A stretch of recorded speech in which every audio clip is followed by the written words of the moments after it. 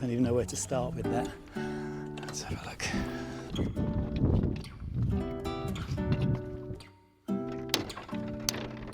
I really want to pull this one off next, I think. I'm actually going to tie the line to there, put all the weight on that, and that might just rip it off. Lower it down with it on there. Let's see.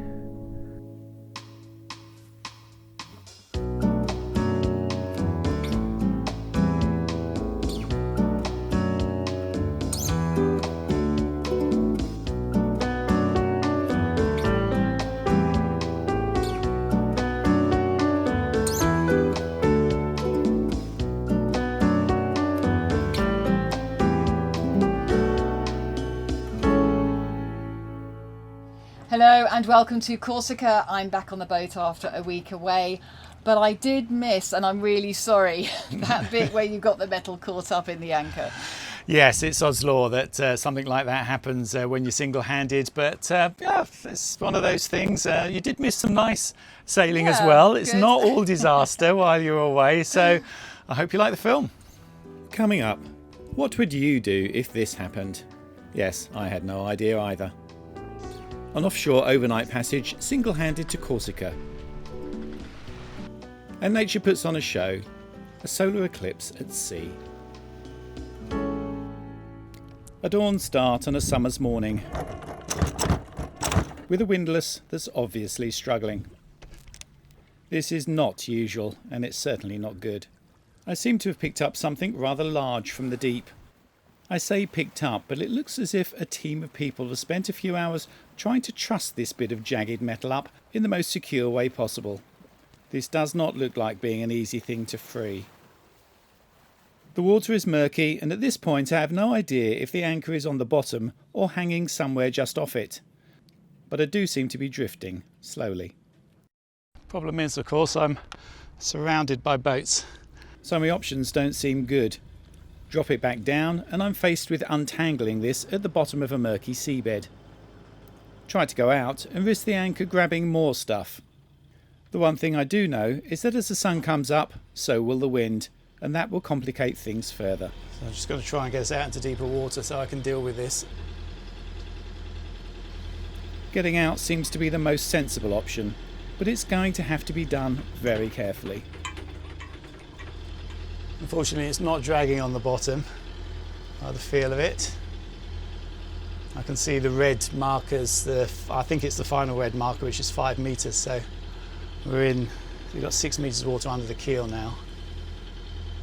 So yeah, I'm just going to work my way past all these boats and then try and do something with it, because there are a lot of boats in here. Would have to happen in the most congested anchorage I've been in a long time. Sod's law. And on my own, of course. Don't want to go too close to the front of any boats because I don't want to pick up their chain, so I'll go behind this catamaran here. I think the water's deep enough behind it. As well as the dozen or so anchored boats between me and the open water, there's another problem. From my anchor spot, it actually looks like there's a clear passage out. But the reason it's clear is that there are 4 shipwrecks lying on the bottom. So this is definitely a no-go area for me, with an anchor dangling metres below my keel. I drop below it and dodge the anchored boats.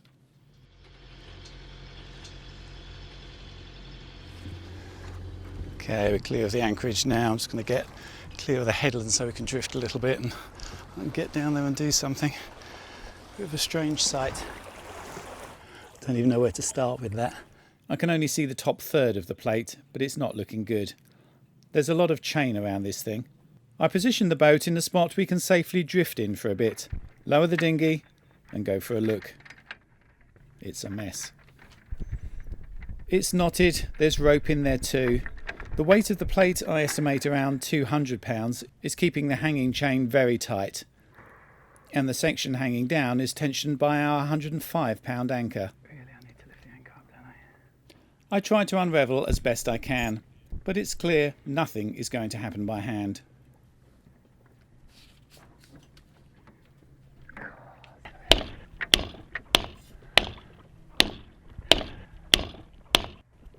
This first loop looks like the easiest by far to free, so I want to tap that off first.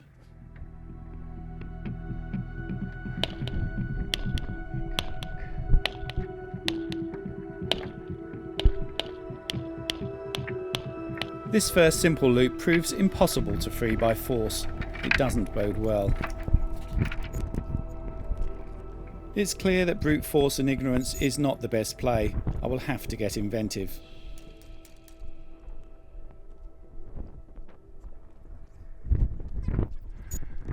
Decided I needed to tilt it, so I'm going to sink a line around the bottom of it and lasso it, let it down so it tips it around. Now I might be able to unravel some of that stuff at the top because I can't do it at the moment.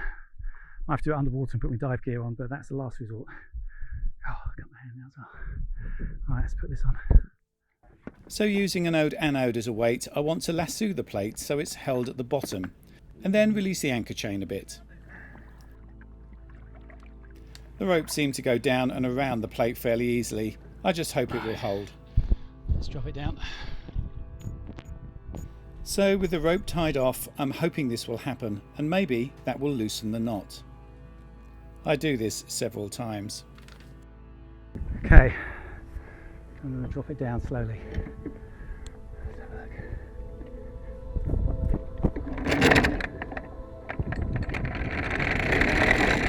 Yeah, that's turned upside down. That's good. Give it a bit of a jiggle, and then lift it back up.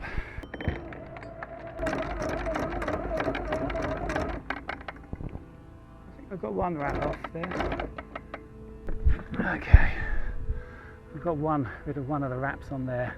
Really want to pull this one off next, I think. So I'm actually going to tie the line to there, put all the weight on that, and that might just rip it off. Lower it down with it on there. Let's see. I estimated I climbed on and off the boat 50 times during this procedure. A pretty good morning's workout. I've tried hammering it off, but I don't want to do too much. It's damaging my chain. Right, so we go.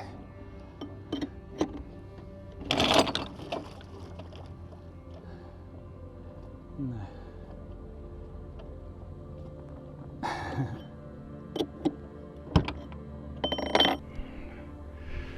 Well, it didn't pull it straight off, but it's got quite a bit of tension on it now. With that rope, this one out of the way. So that rope's pulling it from there. So I should be able to bash it off now. Come back.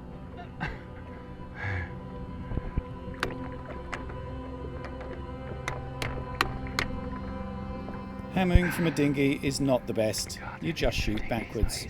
You need 3 hands and an extra one to hold the camera. Come on.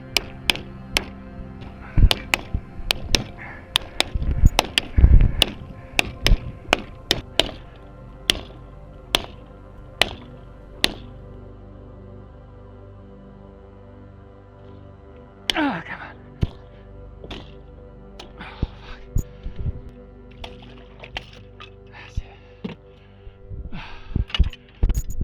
That'll make, but some better. Let's get this line off. Right, hasn't really helped that much at all. I really want to cut that top ear off the plate, but it's over 5mm thick and won't be easy. So a different tack first.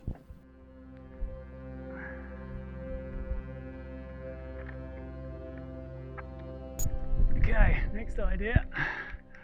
Got the hook, the mantis hook from my bridle on a halyard. Going to put it as low as I can on the chain, the anchor. Lift it, get the weight off the anchor, and try and unravel it from the top here. Low down on here. I'm lifting the anchor partly to see how low it is. I think there's about 5 or 6 meters of chain.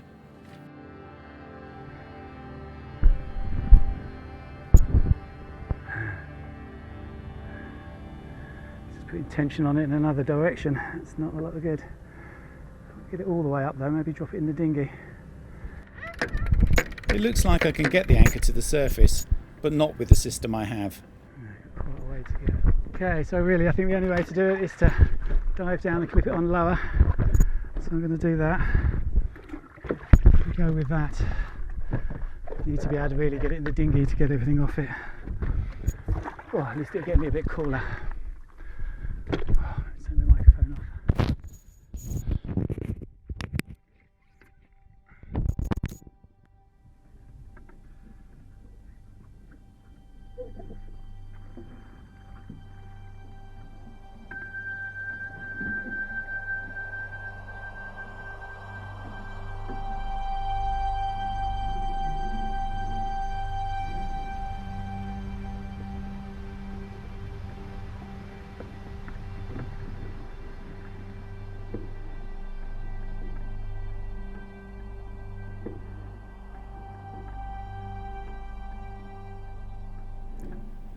The Mantis chain hook is simple to clip on, so this makes the process easier.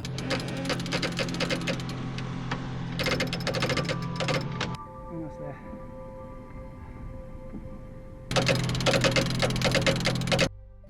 Now I just need to see if I can get it high enough to dump in the dinghy. There we go. Let's get this little bugger in the dinghy.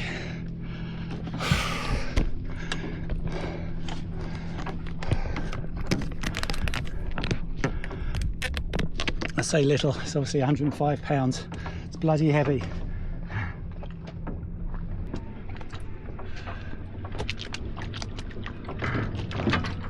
This anchor's a monster. I managed to get it on board without bashing our new paint job. Just.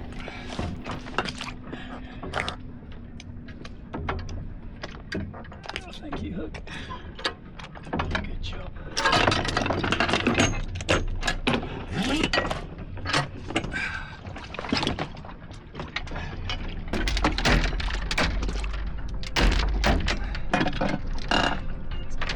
And set about that troublesome knot.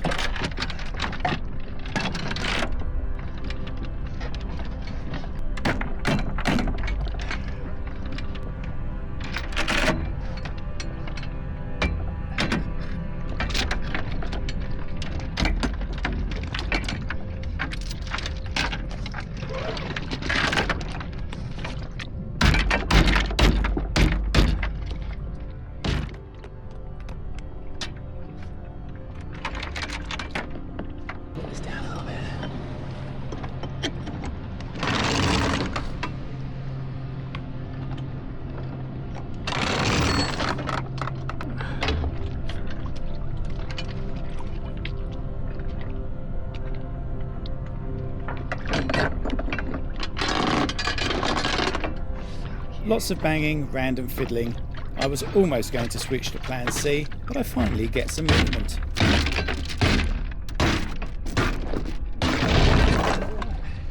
Maybe I won't have to. I did bring the angle grinder out.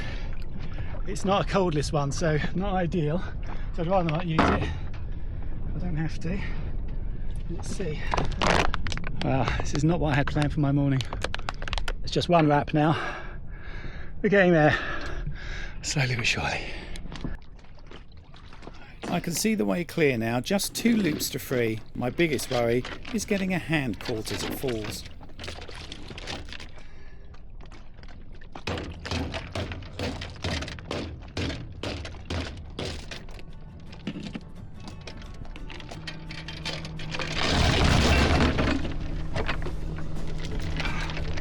It's gone!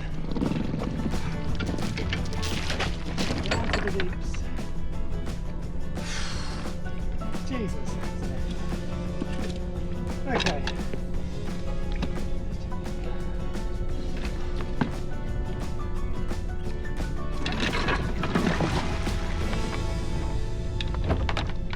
Alright. Let's go on with sailing. Jesus.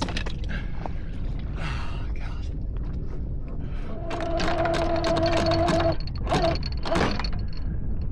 There we go.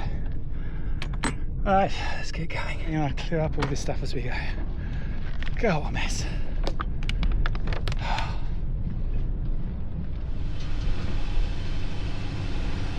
Got a little bit of wind now at least. Let's clear the decks and I'll get the sails up.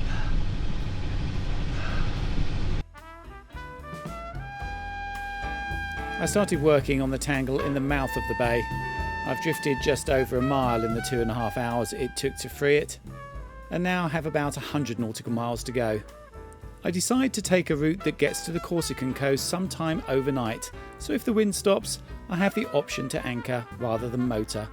But I need to get south for the airport. Oh, oh, oh. Ain't gonna moan no more. Okay, that's nice, all the sails out. The wind's been going up and down. It's on the nose, which it shouldn't be, but never mind. We're sailing, it's lovely. I'll sit back in my chair, relax, at least until lunchtime. Just do nothing, I think. Just sail. From the old groaner to the deep, deep blue. Muddy waters and Charlie too. Yeah. To the master of vocalies. John Hendricks knew the score is set. You don't have to moan no more, no more, no more. Oh well, maybe just one more moan. So I don't seem to be getting much rest because the wind has been very strange. It's been changing by about 30 degrees in direction. I can't complain too much because it's at least blowing. We're doing 5.5 knots. Sometimes we're doing 7 when it comes round nicely on the beam. It's come just behind the beam at the moment, so I might have to put the staysail away again. I've done it 3 times already. If I put it away again, I'm just going to leave it down now, because every time it comes behind the beam, it does this, and it sort of steals too much of the wind from the Yankee. But with it forward of the beam, it gives me an extra knot, so I quite like having it when I can. So let's see, it's creeping round and round and round. So yeah, I think I might just put it away and have done with it.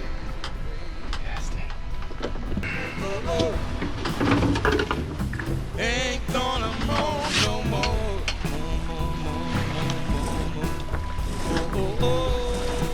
Okay, that should allow the Yankee to feel a little bit better. There you go. Right, let's hope it stays like that. Let's get some rest.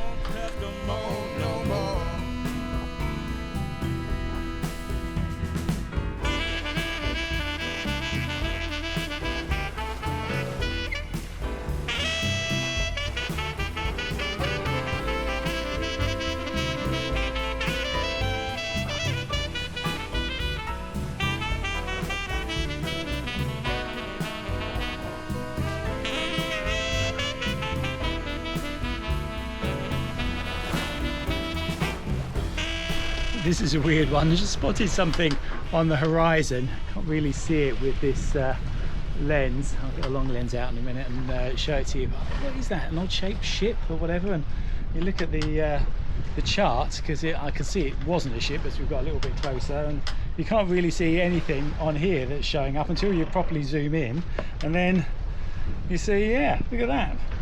Right in the middle of nowhere. It's actually dry land. There's a tiny island that is on the top of a little mountain out here, right in the middle of the Tyrrhenian Sea. Didn't know that existed. It shows you do have to zoom in properly and look at all these routes. That's a weird one. Yeah, look, I'll get the long lens and I'll show you. It's called the Scoglio d'Africa and gets the name because it's the most southern point of Tuscany, and early Italian sailors thought it was their stepping stone to Africa. I have a nice peaceful afternoon sail, and it's not until evening that I see another boat and the Corsican mountains in the mist. It's a rather special night too. The solar eclipse is not quite total in this part of the world, but the sun has quite a bite taken out of it before it disappears behind the Corsican hills.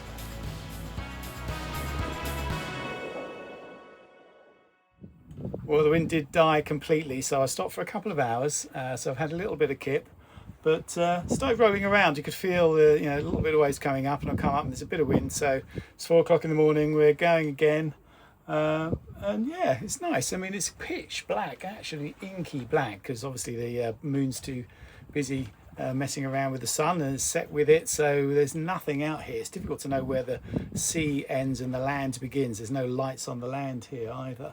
So yeah, very good that we've got the GPS to show you which direction to go in. Otherwise you would just be relying on your compass to get out of here. And yeah, you want to know that you're not going any further in. There's only in 4 meters of water, but it's yeah, it's a straight bit of coastline. I'll carry on south and find a nice bay to tuck ourselves into.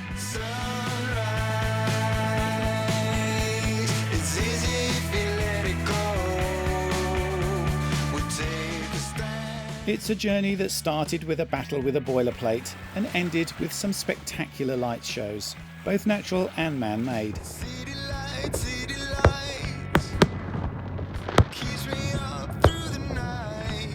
I like to think that they put on the fireworks especially for me that evening, but it was probably a saint's day. Maybe St. Stephen's.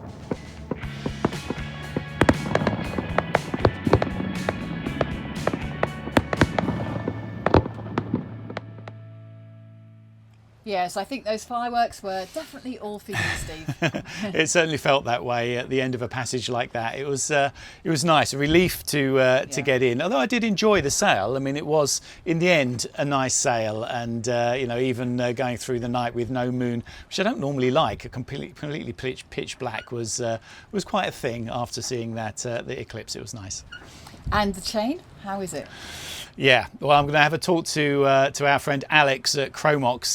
The chain is from Kettenvelde. They make the best chain in the world, and yeah, didn't want to damage our chain, but there was no way of getting that thing off. I did try levering other ways before that I didn't show on there before I started bashing it, but bashing it was the only way I was going to get it free. I mean, it looks okay. Yeah, Chromox, I mean, it's a pretty good chain. Well, it's an excellent chain, but really you shouldn't be bashing stainless steel around like that. It's got a protective coating on the outside, and that's what is, you're damaged by all that scraping and bashing and whatever. But I know that Alex is setting up these sort of service centres around the world, so I'll talk to him and see what's best to be done. Yeah, and I mean, you couldn't possibly see it before it happened. It's one of those things, isn't it? It's one of those things. You never know what's down there. I mean, I knew that it wasn't at the best of anchorages because there were some shipwrecks in there, and there's reports of foul ground and stuff. But yeah, I'd stayed away from the shipwrecks. But yeah, there's bits strewn all over that anchorage. I think it was something I will put on No Foreign Lands, to definitely. really be careful in there. But yeah, there's no way avoiding that. But we're here now, wonderful clear water, and we can go and look inland because Corsica is an amazing place for hiking, isn't it? It is. It's very mountainous. Looking forward to doing that because I haven't, when I've been on my own, sort of doing that much travelling inland. So it's always the nice thing about coming to a country. Go and see it properly. Yeah, and going out, having some nice meals and chilling. Yeah. Lots of that's going to come up. So thank you very much to our patrons, thank you to our subscribers, and thank you for watching. Thanks for watching.